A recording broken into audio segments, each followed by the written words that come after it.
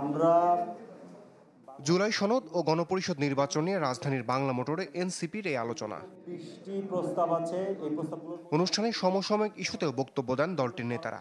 হতাশা জানান জাতীয় ঐক্যমত্য কমিশনের কার্যক্রম নিয়ে।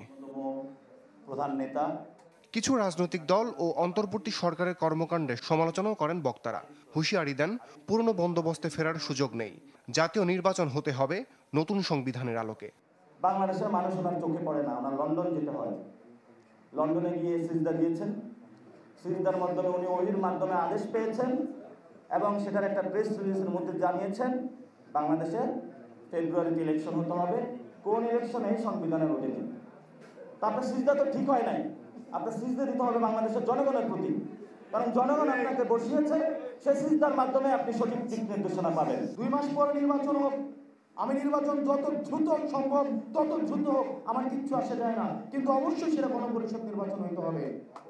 আমরা আবার একটা পুরনো একটা চুরতন্ত্রের মধ্যে আর ঢুকতে চাই না। এনসিপি নেতাদের অভিযোগ, বেশ কিছু গুরুত্বপূর্ণ ইস্যুকে পাশ কাটিয়ে যাওয়া হয়েছে জুলাই ঘোষণাপত্রে।